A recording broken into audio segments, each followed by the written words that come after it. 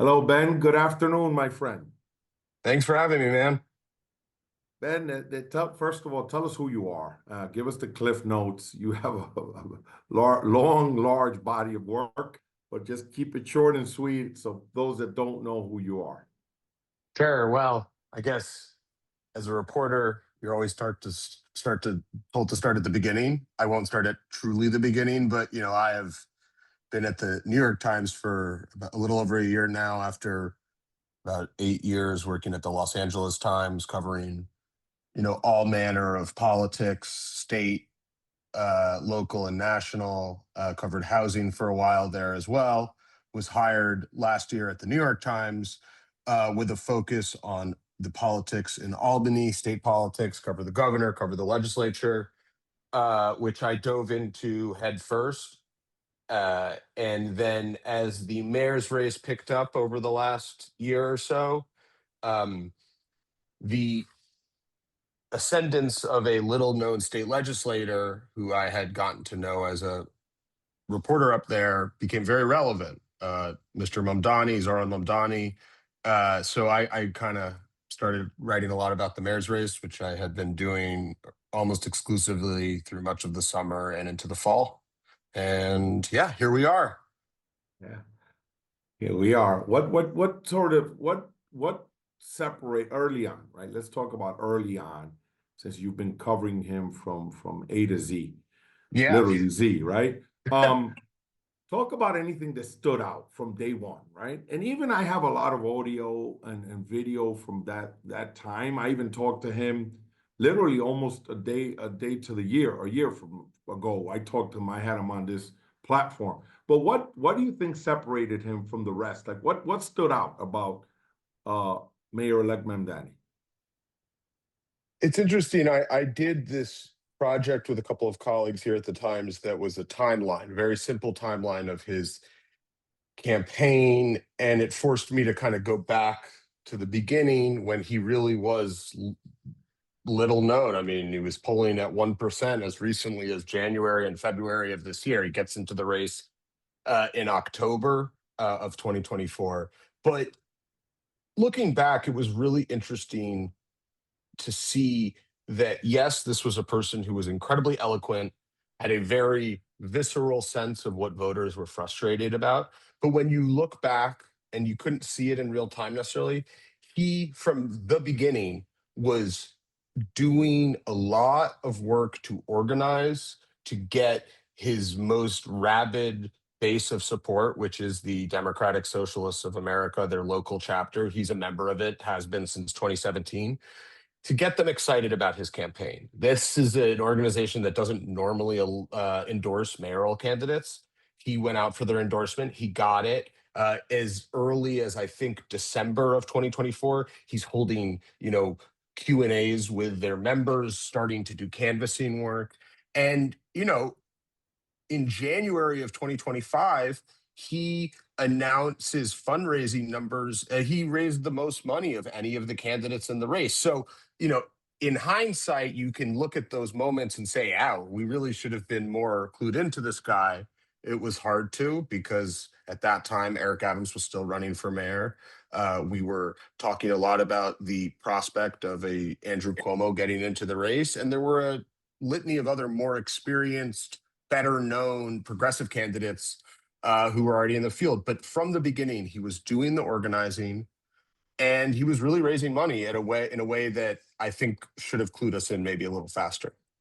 I would say that he initially from jump, even when his numbers were not right, a lot of people were concerned about it, meaning he was seen as someone formidable. Despite, again, the polling, I know for a fact people were concerned more so than others who you would think had been around a lot longer in terms of the political arena. He did have people, as we say, shook, but Yeah. from jump, and again, the fundraising right off the bat sort of was a shot heard around the world. But now moving forward, what talk to me about Somos? Anything that surprised you? Anything? Was it vanilla? or were there any things that comings or goings that really stood out in your interactions and your separate conversations with people?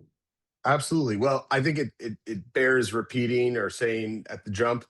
This was my first time there, so it was really fun to be there and just like go in with fresh eyes and look at this sort of crazy way that people were interacting with one another, the excitement around politics writ large, but also about this moment. You could feel it in every interaction you had, whether it was with a legislator or an advocacy group or a lobbyist.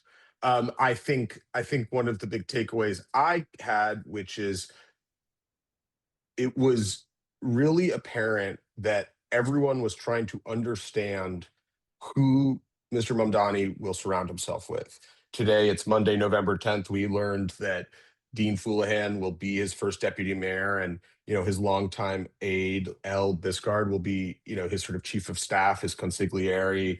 In that sense, she's been by his side throughout his whole time in the legislature, his closest aide and ally. But I think for the wider world of politics in New York, there was a real effort to try to understand just like how to get to him, how to get to his people, how to put bills that they cared about, ideas that they cared about, personnel that they cared about in front of his eyes. I don't know how successful people were, but that seemed to be the topic du jour at Somos, along with any number of other fun pieces of gossip. Ben, talk about the speaker's race. I know that what went viral was the comments that Council Member Ayala at the event for Amanda Faris. I know that got a lot of news. But anything in particular that stood out? I know that there were conversations between the county leaders, labor leaders were also involved. But what was your analysis of the conversations surrounding the speaker's race, and whether you think the Ayala thing was what'd you make of that? Yeah, it's hard to know exactly what to make of that very narrow, specific instance. And I would add, my colleague Emma Fitzsimmons wrote a great sort of dispatch from San Juan about the race that everyone should go read. Again, the Mamdani's effect on he's crowding out everything. His influence and persona and politics are seeping into every corner of the political landscape of this state and city. So in this case, you really could feel that this was a proxy battle in some cases between, a person like Julie Menon, who is sort of holding herself up as someone who could be a bulwark against, the very ambitious and expensive sort of vision Mamdani has for governing. And then you have, and sort of has framed herself as a leader in the race, has really held events and receptions while we were there, talking up her candidacy. And then you have people like Crystal Hudson and others who were sort of trying to be that one alternative that people could coalesce around, and be that person who could kind of come out of the woodworks maybe and be a compromise candidate. It's still a little unclear. The field is I don't think fully formed necessarily. And perhaps the most interesting part, if not the most self-evident one, is that Mamdani was unwilling to get involved in the race. He kept telling people he looked forward to working with whoever his partner is, essentially. But yes, there was this incredible scene where you had four of the Democratic Party chairs from four of the boroughs kind of in a corner, whispering with one another, but in full view of like the entire event, or the entire conference, that I think people were really curious about what they were talking about. Ben, who won Somos? Who won the day? Between union leaders, elected officials, who you think between potential speaker candidates, or who do you think had the one Somos, right? It can be more than one person. In a funny way, I'm going to say someone counterintuitive. I'm going to say No. Kathy Hochul. I'm going to say Kathy Okay. Hochul, who, was there really wanting to flex her political muscles, and was presented to people as sort of on the back foot. She had just watched an election where a person won who really wants to raise taxes and really wants to expand, the social safety net in a number of ways, including, expanding childcare in a way that would cost, over $10 billion. And her comments after being sort of heckled in a way about taxing the rich, she held a firm line, and it came as one of her biggest opponents in this race for governor next year got in the race, Elise Stefanik. And Elise is gonna, she's a member of the House from upstate New York, is gonna try to tie her to Mamdani. And you sort of saw, despite these tensions within the Democratic Party, these fissures, if you will, a real effort on Mamdani's part and on the parts of other prominent Democrats to kind of both rally around her and show that despite disagreements, they were going to be there for her. Obviously, Mamdani has not said if he's going to endorse her, but you could sort of feel that, throughout this whole event, there was a lot of unity for Mamdani, and that in many ways there was also some for her as well. Ben, Governor, but let's talk about some other things that came out of Somos. Any news on Lieutenant Governor? Any noise on who it could be? Just on all your conversations around the bar, around the pool? Yeah. So Bernadette Hogan over at New York One said that, or reported that, she saw several of the candidates going into meetings, or maybe candidates going into meetings, including some members of the state assembly and legislature. The names that have been ballied about include, a Brooklyn Democrat named Brian Cunningham. He was definitely on the scene. Byrne also reported that there's been a pressure to pick a Latino for the job. Just context for your listeners. The current lieutenant governor, Antonio Delgado, who was a real presence at Somos, he was everywhere, is running now against Hochul. Been very critical of her. Was recently critical of her decision to allow for the building of a pipeline in the state. Trying to fire up environmentalists. So names like Cunningham. There's talk that Eric Gonzalez, the Brooklyn DA, might be in the running for this job. Another name, Zelner Myrie, a state senator who ran for mayor. But again, it just feels like early days. I mean, I know that the governor has been taking meetings on this, but I don't feel like I've observed or picked up a lot of urgency on her part. And so it will be sort of interesting to see when she decides to roll that pick out. It's a job that famously has basically one a role, which is staying alive and waiting with bated breath for if the governor resigns or something else. That's how Kathy Hochul got the job. So yeah, it's something to watch. It didn't feel like it was taking up a lot of the energy in Somos. Let's talk about Lieutenant Governor Delgado. Did you see anything that stuck out in terms of his movings and the way he was moving in the conference? And I know he's trying to position himself, as the candidate of the left potentially. Anything that stood out in your observation? Yeah, I mean, again, this effort to talk about the Williams pipeline was something that didn't surprise me necessarily, but he is looking for any way to kind of draft off the energy that Mamdani used to win the mayoralty. I think the challenge for the lieutenant governor is that he was elected not as a center. He was a pretty moderate member of the House before he became lieutenant governor, and he is not someone who is necessarily well known to the progressive activists. He's certainly not a member of the DSA. So it just, in the meetings I saw him taking, the people I saw him trying to surround himself with, he was really trying to sort of solidify his bona fides with that crowd and use it as a way to kind of excite them and be this alternative to Hochul. The real question is, will Mamdani, who was endorsed by Hochul, get involved in that race? At this point, we don't think so, but that could change. So recent news is also that council member Chio is interested against, again, minority leader Hakeem Jeffries. Thoughts on that? Yeah, really interesting thing that was sort of the talk of Somos. He's been telling allies, excuse me, that he plans to run against Speaker or Minority Leader Jeffries.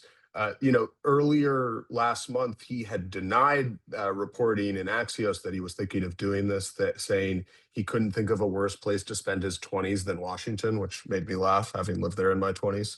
But again, it's this people reckoning with the energy that Mamdani was able to bottle up and saying, what about me? Chiose is someone who has really created a very rabid following for himself on social media. He's actually done some interesting stuff as a city council member. He helped pass this law that would limit how brokers' fees are done on rental apartments, much to the happiness of many of the people in New York who are always trying to find somewhere new to live. And so Ose's bid, if he decides to get in, will be predicated on a couple of things.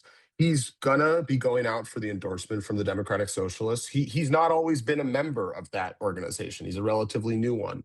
And that stands in stark contrast to Mr. Mamdani, who, was a day one for them, if you will. He joined the group in 2017, did a lot of organizing with them, got their endorsement when he ran for state assembly, got their endorsement when he ran for mayor. That doesn't mean Ose is not going to get it, but Mamdani has made it pretty clear to him, based on my reporting, that he doesn't want him to run against Jeffries. He sees this as a distraction from his agenda.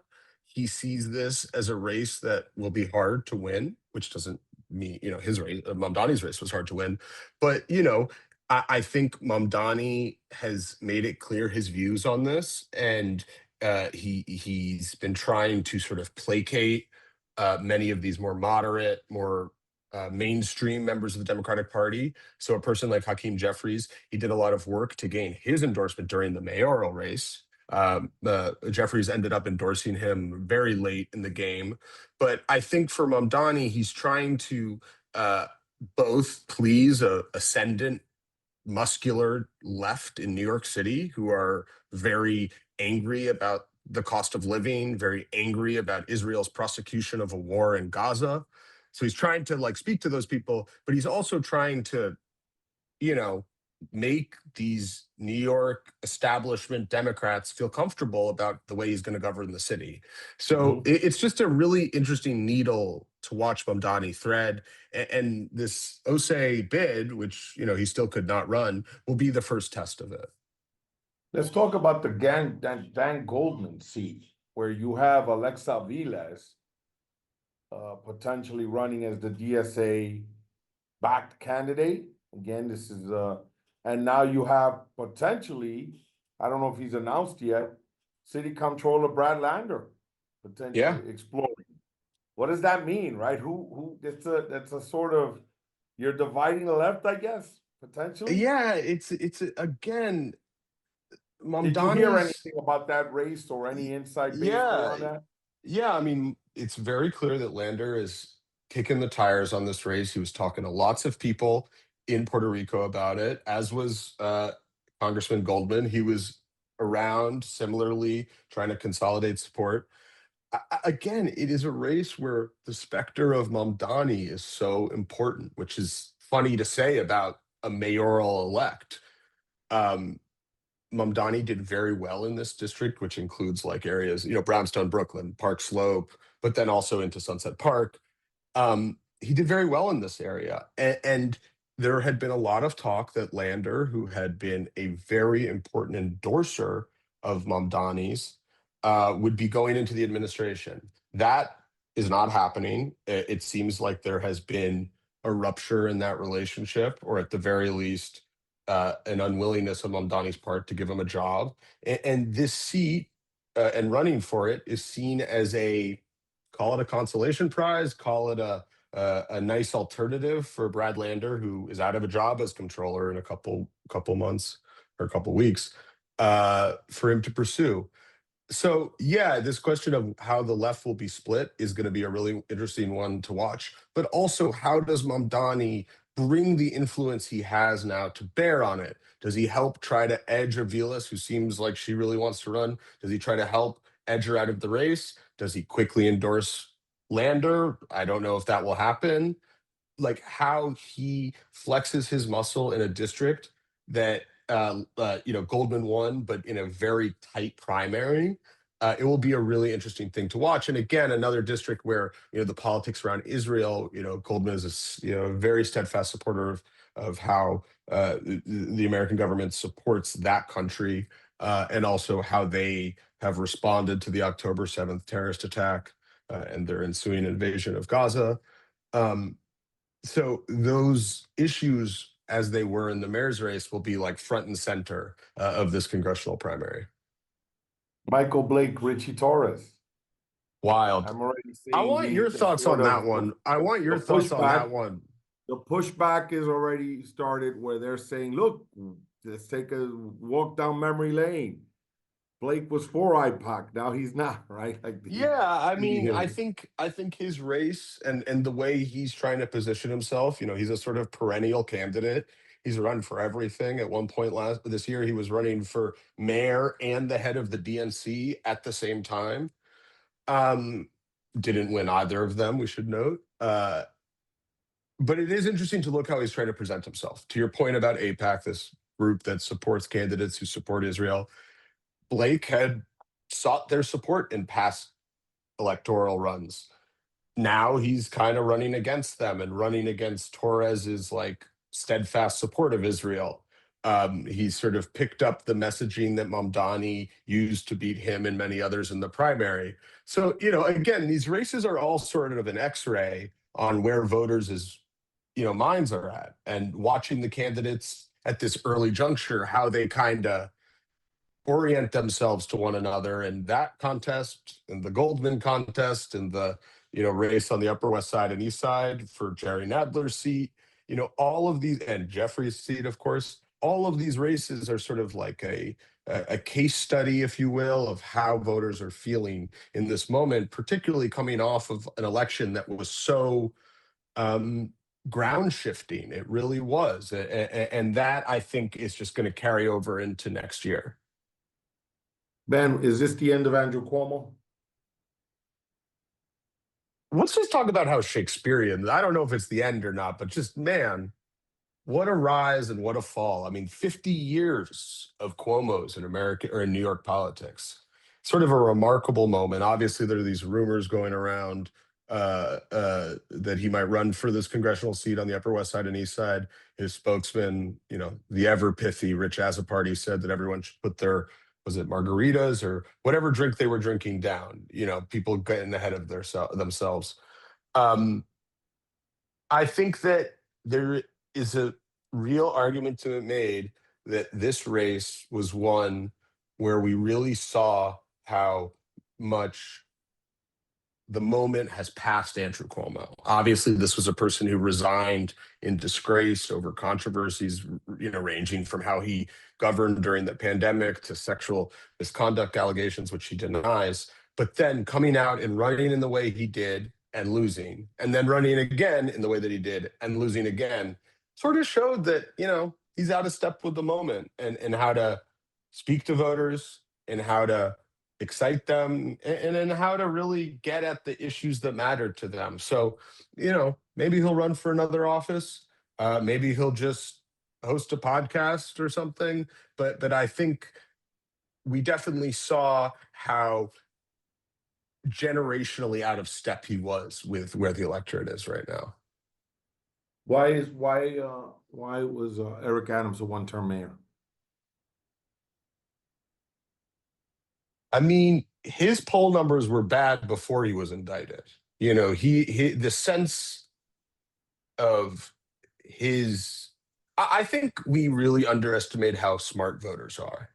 And in Eric Adams, they saw someone who wasn't working for them, who was trying to enrich himself and didn't have their interests in mind. And you saw that in how his numbers slid.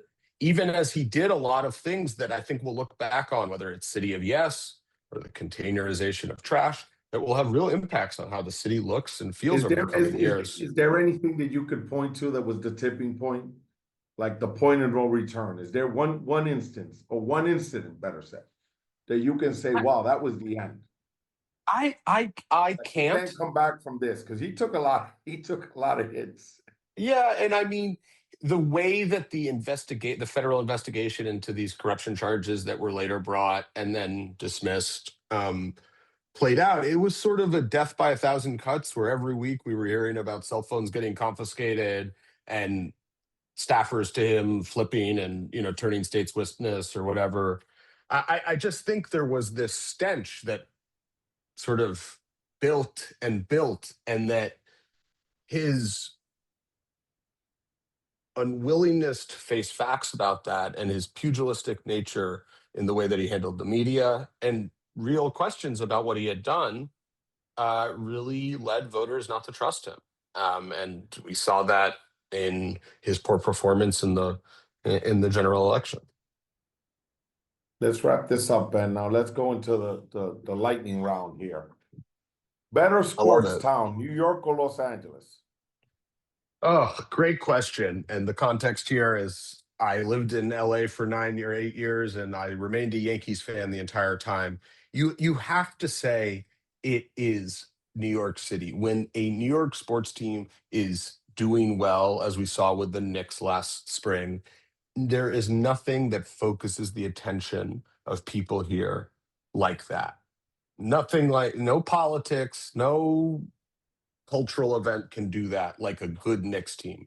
That being said, college football in California, there's nothing like it. A great Dodgers season, people love it. There's parades, there's cookouts. It fires people up. But I do think at the end of the day, New York has them beat. Most influential book you've ever read that shaped your view of the world?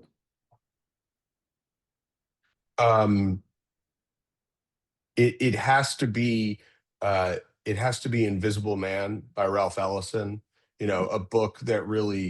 novel that really like framed for me how the scourge of racism that has lived in this country forever carried on well past slavery's ending, and how it shaped people and the protagonists of that book and the burden he carries because of the racism he experiences. Politician that you've been most impressed by? LA, New York? I mean, you have to say Mamdani. I mean, it has to be him. This was a race that his closest allies didn't think he was going to win. I think it was a race he didn't think he was going to win, and he did something that seemed improbable, and he captured the attention and excited people who had not been involved in politics. He spoke with optimism. He tried to relate to voters in new ways. I mean, I went with him a couple weeks, the week before the primary, to Fordham Avenue in the Bronx, and watched him talk to voters in an area where the year prior he had gone to ask them about, why they had voted for Trump or had not voted at all in the 2024 election. His just willingness to engage with people is unique, and whether or not he's a good mayor, we'll see. But he changed the paradigm in this city. Obviously, he was aided by a generationally flawed candidate in Cuomo, who he was running against. But even so, you got to give him credit for what he pulled off. Best rap lyricist? I'm gonna say, and it's a recency bias because they were inducted into the Hall of Fame, the Rock and Roll Hall of Fame this week. Big Boy, but Outkast together, but Big Boy in particular. East or West Coast rap? East Coast rap. What advice would you give your 21-year-old self?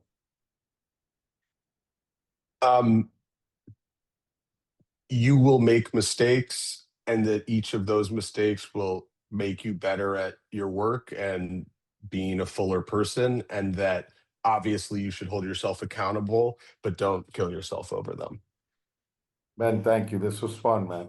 It was Anything you want to great, add man. that I forgot to ask you? Well, I mean, but at the end, like, we got to get your Somos takeaways. Like, lay them out. Right now? Well, I mean, I want to hear. I mean, look, the energy. I mean, it happens in election years, right? Where again, a mayoral, a speaker's race. But I lived through one prior. Uh, I was actually with Bill de Blasio when he landed in Puerto Rico, and there was a lot of energy, a lot of again because the politics. You had what 20 years of a Republican mayor. We were, the team was very involved in the speakers game, literally on the ground. Meaning, Melissa Mark Viverito was the candidate. So there was a lot of more so right than this time around because the current mayor or mayor-elect has decided to be hands off. But my takeaway was same energy, same energy. Yeah. Again, different times, more social media, but the same energy. A lot of people were excited about the change, the non-conventional nature of his election, right? The new tools that were involved between social media. Remember, De Blasio didn't do any mail in 2013, which is Yeah. again unconventional. Same sort of populist messaging. De Blasio was, universal pre-K, tax the wealthy, paid sick leave, a municipal ID, which is a lot of these policy ideas have proven very popular. There was something else, Digi too. Bill de Blasio had a digital team, which now, fast forward to Mamdani, he's sort of reinvented what it is and how we use social media, how people, and now imitation is the highest form of flattery. So he definitely changed the game. Everyone was trying to be Zoran, and that's what you want. I always use when people criticize you, I always use the Lawrence Taylor example to date myself. Lawrence Taylor had 3 blockers for a reason, right? They stacked the Yeah. line.